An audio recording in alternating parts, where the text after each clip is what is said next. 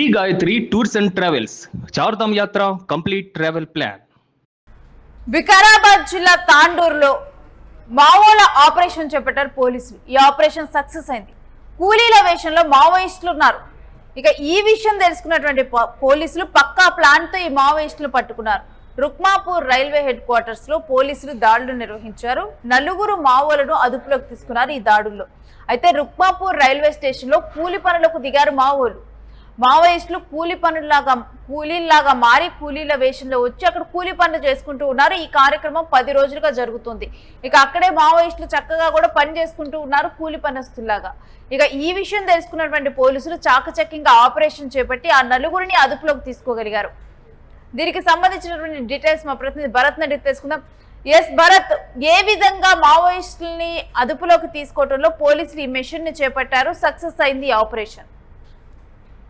ఇదైతే వికారాబాద్ జిల్లా తాండూరులో మావోయిస్టులకు సంబంధించినంత వరకు పక్కా సమాచారం అందినటువంటి నేపథ్యంలో పోలీసులు మావోయిస్టులను అరెస్ట్ చేశారు. మరీ ముఖ్యంగా కూలి పనులు చేసుకునేందుకు వచ్చినట్లుగా కూలి వేషంలో వచ్చి 10 రోజుల నుంచి కూడాను అదే రుక్మాపూర్ రైల్వే స్టేషన్ సమీపంలో పనులు చేస్తూ ఉన్నటువంటి పరిస్థితి ఉంది. ఈ నేపథ్యంలో పోలీసులు పక్కా సమాచారం మేరకు వాళ్ళని 4 మావోయిస్టులను అయితే అదుపులోకి తీసుకున్నారు. రుక్మాపూర్ హెడ్ క్వార్టర్స్ లో పోలీసులు అయితే దాడులు నిర్వహించినటువంటి పరిస్థితి. అయితే మావోయిస్టులకు సంబంధించినంత వరకు కూడా గత కొంతకాలం నుంచి ఆపరేషన్ కగార్ పేరుతో కేంద్ర ప్రభుత్వం చేపట్టినటువంటి ఆపరేషన్ లో భాగంగా మావోయిస్టులకు సంబంధించినంత వరకు ఎక్కడికక్కడ ఏరివేతలు కొనసాగుతున్నటువంటి పరిస్థితి. ఇప్పటికే ఏదైతే ఛత్తీస్గఢ్ కానీ ఒరిస్సాకి సంబంధించినంత వరకు అనేక ప్రాంతాల్లో, దాంతో పాటుగా ఆంధ్రప్రదేశ్ తెలంగాణ బోర్డర్స్ లో కూడా పూర్తి స్థాయిలో మావోయిస్టులకు సంబంధించినంత వరకు కూడా పోలీసులు అదుపులోకి తీసుకోవడంతో పాటుగా ఎవరైతే మావోయిస్టులు ప్రభావం ఉండేటటువంటి ప్రాంతాలన్నింటిలో కూడా పోలీసులు తమ పాగా వేసినటువంటి పరిస్థితి కనిపించింది. మరీ ముఖ్యంగా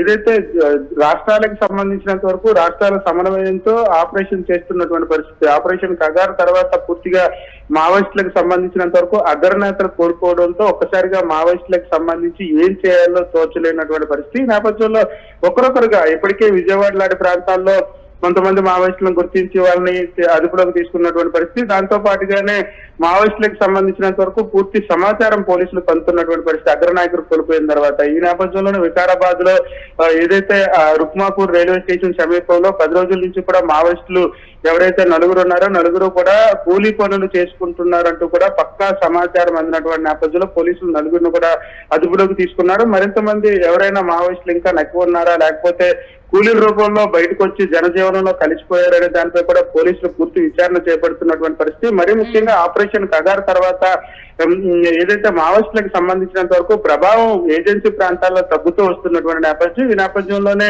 మైదాన ప్రాంతాల్లోకి మావోయిస్టులు కూలీల రూపంలో వస్తున్నటువంటి పరిస్థితి అయితే కనిపిస్తోంది. ఈ నేపథ్యంలో ఈ ఘటన చోటు చేసుకున్నట్టుగా తెలుస్తోంది. పోలీసులు పక్కా సమాచారం ప్రకారం మావోయిస్టులను అయితే అరెస్ట్ చేశారు. ఈ 10 మంది కూడా ఏదైనా ఆపరేషన్ పర్పస్ మీద ఇలా కూలీలాగా మారి మావోయిస్టులు రావటం జరిగిందా ఈ 10 రోజులు అక్కడ ఉండటానికి?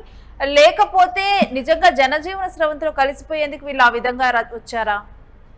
ఖచ్చితంగా మావోయిస్టులకు సంబంధించినంత వరకు అగ్రనేతలు కోల్పోతున్నటువంటి పరిస్థితి. గడిచిన కొంతకాలం నుంచి కూడా ఆర్కే గాని, అదేవిధంగా సీనియర్ గా ఉండేటటువంటి హిడ్మా గాని ఇటువంటి అగ్రనేతలు కోల్పోయినటువంటి పరిస్థితుల్లో ఏదైతే అగ్రనేతలకు సంబంధించినంత వరకు కోల్పోయినటువంటి సిచ్యువేషన్. ఈ నేపథ్యంలో మావోయిస్టుల కింద స్థాయి కార్యకర్తలకు సంబంధించినంత వరకు ఏం చేయాలో తెలియనటువంటి పరిస్థితి. ఈ నేపథ్యంలోనే ఒక్కొక్కరుగా జనజీవనంలోకి వస్తున్నటువంటి పరిస్థితి. ఏజెన్సీలో ఉండేటటువంటి మావోయిస్టులకు సంబంధించినంత వరకు అగ్రనేతలు కోల్పోవడంతో దశ లేనటువంటి సిచ్యువేషన్ కొనసాగుతుంది. ఈ నేపథ్యంలోనే కూలి పనులకు వచ్చారా, లేకపోతే మరే ఇతర కారణాలు ఉన్నాయనే దానిపై కూడా పోలీసులు విచారణ చేస్తున్నటువంటి పరిస్థితి. ఎందుకంటే సీనియర్ నేతలు కోల్పోతున్నప్పటికీ కూడా మావోయిస్టు ప్రభావం కొన్ని ప్రాంతాల్లో కనిపిస్తున్నటువంటి సిచ్యువేషన్ ఉంది. కొన్ని ప్రాంతాలకు సంబంధించినంత వరకు ఏజెన్సీ ప్రాంతాల్లో ఎప్పటికే జల్లెడ పడుతున్నటువంటి సిచ్యువేషన్. ఈ నేపథ్యంలోనే మావోయిస్టులు తమ ఉనికి కోల్పోతున్నటువంటి సిచ్యువేషన్ లోనే ఇలా కూలి పనులకు జనజీవనంలో కలిసిపోవడానికి వచ్చారా, లేకపోతే మరే ఇతర కారణాలు ఉన్నాయో దానిపై అయితే మాత్రం పోలీసులు విచారణ చేపట్టారు. దాంతో పాటుగా ఏదైతే మావోయిస్టులు ప్రభావిత ప్రాంతాలకు సంబంధించినంత వరకు ఏదైతే ఉన్నా వాటన్నింటినీ కూడా ఇప్పటికే పోలీసులు తమ ఆధీనంలోకి తీసుకున్నటువంటి పరిస్థితి. ఏ రాష్ట్రాల్లో ఉన్నా ఆ రాష్ట్రాలకు సంబంధించి కానీ గ్రే హౌండ్స్ కానీ అదేవిధంగా సిఆర్పిఎఫ్ జవాన్లతో పూర్తిగా జల్లెడ పెట్టినటువంటి సిచ్యువేషన్ చూసాం. దాంతో పాటుగానే మావోయిస్టు ప్రభావిత ప్రాంతాలు తగ్గిపోతూ వస్తున్నటువంటి సమయంలో తమ ఉనికి కోల్పోతున్నటువంటి సిచ్యువేషన్. ఈ నేపథ్యంలోనే మావోయిస్టులు జనజీవనంలో కలవడానికి వచ్చారా లేదా మరి ఇతర కారణాలపై వచ్చారా అనే దానిపై, దాంతో పాటుగా ఎంతమంది మావోయిస్టులు వచ్చారు, ఇలా కూలీల్లో ఎంతమంది వచ్చారనే దానిపై కూడా పోలీసులు విచారణ చేపట్టినటువంటి పరిస్థితి కనిపిస్తా ఉంది. విచారణ అనంతరం మరిన్ని విషయాలు బయటకు వచ్చే అవకాశం అయితే ఉంది. Right, stay with us Bharat, మీ దగ్గర నుంచి మళ్ళీ డీటెయిల్స్ తీసుకుంటాం. ఇక మావోలను పోలీసులు అయితే తాము ఆపరేషన్ చేపట్టిన విధంగా అనుకున్న విధంగానే పక్కా సమాచారంతో దాడులు చేసి వాళ్ళ అదుపులోకి తీసుకున్నారు. ఇక 10 రోజులుగా వాళ్ళు అక్కడే కూలి పనులు చేసుకుంటూ ఉన్నారు.